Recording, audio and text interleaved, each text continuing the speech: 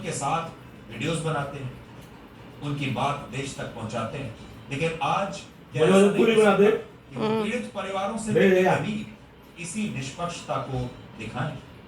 क्या ऐसा नहीं हो सकता कि राहुल गांधी उन राज्यों में भी जाएं जहां उनकी अपनी सरकार है, अपनी पार्टी की सरकार है, उन राज्यों में भी जाएं जहां उनके सहयोगी दलों के, इंडिया गठबंधन के बाकी दलों की सरकारें हैं, वहां पर भी जाएं। तब इस देश के लोग वाकई में राहुल गांधी को एक निष्पक्ष विपक्षी नेता माने। निष्पक्षता बहुत आवश्यक है। राहुल गांधी और बाकी के जो नेता हैं वो कहते हैं मीडिया को निष्पक्ष होना चाहिए, सरकार को निष्पक्ष होना चाहिए, अधिकारियों को निष्पक्ष होना चाहिए, अदालतों को निष्पक्ष होना चाहिए। उनकी ये मांग रहती है कि उन्हें छोड़कर पूरे भारत में सबको निष्पक्ष होना चाहिए। लेकिन क्या विपक्षी दल और विपक्ष के नेता खुद निष्पक्ष हैं? जिस दिन विपक्ष के नेता खुद निष्पक्ष हो जाएंगे उस दिन उन्हें निष्पक्षता की मांग करना जायज लगेगा, ये जायज ठहराया जा सकता है। इसलिए आज का बड़ा सवाल यह है कि विपक्ष के नेता राहुल गांधी को अब खुद अपनी भी निष्पक्षता इस देश के लोगों को दिखानी पड़ेगी। आप आरोप लगाते रहते हैं कि मीडिया जो है वो पक्षपात करता है, निष्पक्ष नहीं।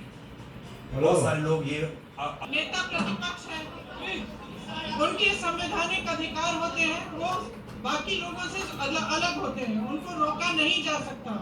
इस तरह से उनका संवैधानिक पद है, संवैधानिक अधिकार है कि उनको अलाउ किया जाए कि वो पीड़ितों से मिलने जाए। उन्होंने ये भी कहा कि मैं अकेला चले जाऊंगा, पुलिस वालों के पास कोई जवाब नहीं है। शायद उत्तर प्रदेश की स्थिति क्या ये है कि आप इतना भी नहीं संभाल सकते, तो फिर आप इतना गर्व से क्यों कहते हैं कि लॉ एंड ऑर्डर आपने संभाल रखा है? जिन्होंने वोट नहीं डालने दिया, तो जब वोट डालने नहीं दिया और बेईमानी से चुनाव जीत लिया, उसलिए जानबूझ करके उसको छिपाना चाहते हैं। उठा नहीं रहे, वहां जा रहे हैं।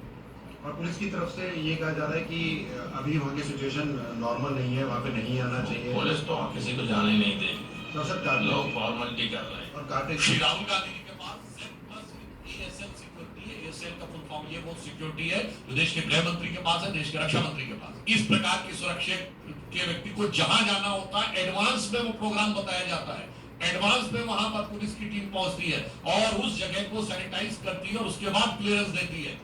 तो ना तो आपके दिल की भावना थी जाने की और ना आपने औपचारिक रूप से जो आपका दायित्व और सुरक्षा उन दोनों के हिसाब से भी आपने जाने की मंशा नहीं की, एक रस्म अदायगी की। चाहे समाजवादी पार्टी हो चाहे कांग्रेस पार्टी हो, संबल के मामले में जो राजनीति करना चाहते हैं तो इनको राजनीतिक उत्थान नहीं कर राजनीतिक पतन होगा।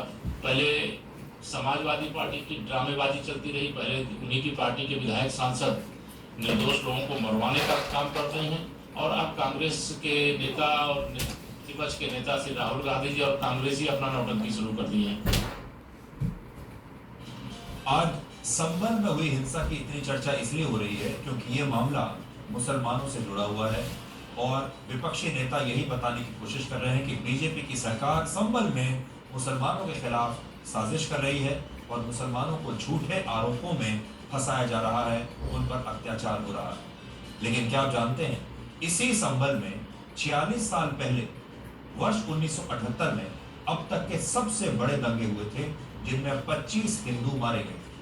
ये हिंदू एक संघर्ष के दौरान एक मिल में जाकर छिप गए, जिसके बाद हिंसक भीड़ ने इस मिल को आग लगा दी और इसमें 25 हिंदू जलकर उस समय राख हो गए थे। इनमें एक स्थानीय कारोबारी बनवारी लाल भी शामिल थे जिनके मुसलमानों के साथ बड़े अच्छे संबंध थे, लेकिन उस दिन हिंसक भीड़ ने उनकी भी हत्या कर दी। लेकिन ना तो तब हिंदुओं की कोई बात हुई और न ही आज कोई हिंदुओं की बात कर रहा। यहां निष्पक्षता कहां चली? क्या आपको पता है कि हिंदुओं की जितनी आबादी बांग्लादेश में नहीं घटी उससे ज्यादा आबादी उत्तर प्रदेश के संबल में घट गई।